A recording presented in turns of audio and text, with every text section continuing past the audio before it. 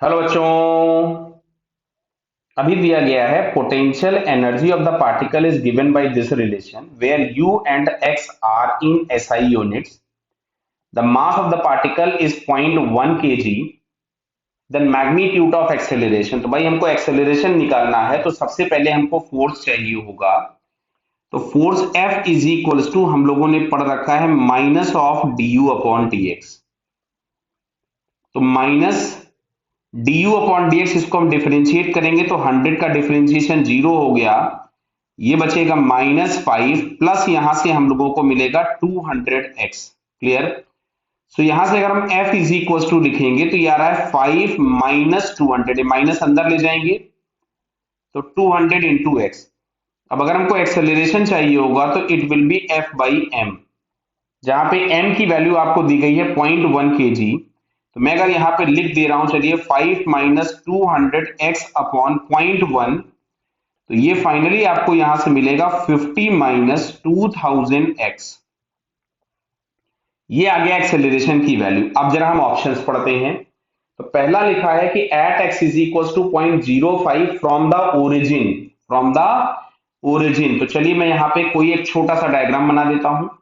X axis और origin में यहाँ पे ड्रॉ कर दे रहा हूं। ये एक्स एक्सिस और ये ओरिजिन हो गया।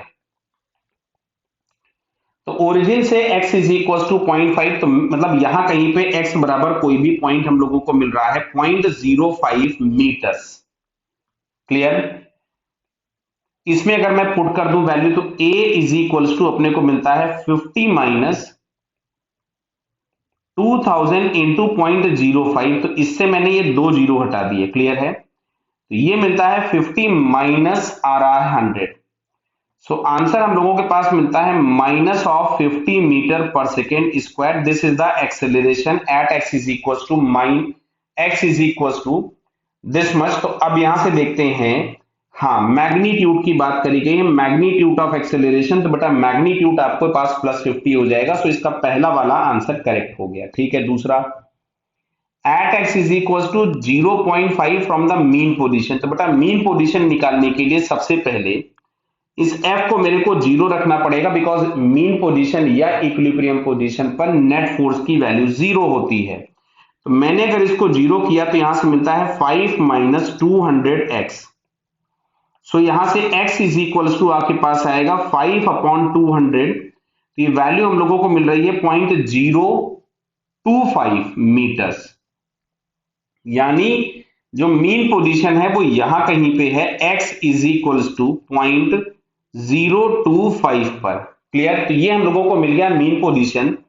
अब मीन पोजीशन से बोला है, देखिए क्या बोला है, एट इतना metre from the mean position. यानी जो पॉइंट होगा वो यहां कहीं पे हमारे पास मिलेगा, जिसको हम लोग लिखेंगे x इज इक्वल टू 0.075। समझ में आ रहा है। इस मीन पोजीशन से 0.05 मीटर्स, मतलब यहां से अगर हम 0.05 मीटर आगे गए तो इसमें अपने को ऐड करना पड़ेगा। क्या क्लियर हुआ। इस पोजीशन पे अगर मेरे को एक्सेलरेशन निकालना है तो चलिए मैं यहां पे वैल्यूज पुट करता हूं। तो a बराबर अपने पास आएगा 50 minus 2000 into x, and x दिया है 0.075। क्या क्लियर हो रहा है।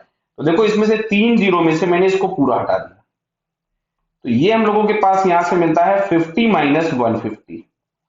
तो ये हम लोगों को यहां से मिल रहा है माइनस ऑफ 100 मीटर्स। कितना मिल रहा है, minus of 100 metre per second square. हमसे मैग्नीट्यूड बोला है तो प्लस 100 हो जाएगा, यानी इसका बी ऑप्शन भी करेक्ट हो गया।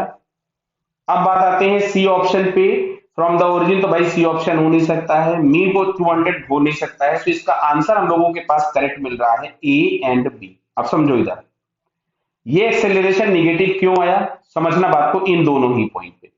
यहां पर भी एक्सेलरेशन निगेटिव आया, यहां पर भी एक्सेलरेशन निगेटिव आया, बिकॉज ये है मीन पोजीशन। ये दिया गया है हमारे पास मीन पोजीशन। और अगर हम लोग फोर्स देखें तो फोर्स हमको दिख रहा है some constant minus of X, मतलब ये एसएचएम टाइप की इक्वेशन है। तो जो भी एक्सेलरेशन होगा that is always towards the mean. तो ये एक्सेलरेशन यहां भी इधर ही होगा और यहां भी इसी डायरेक्शन में होगा, इसलिए दोनों एक्सेलरेशंस निगेटिव आए थे। क्लियर है। तो आंसर ए एंड बी अपना करेक्ट आंसर है। ओके बेटा, ऑल द बेस्ट।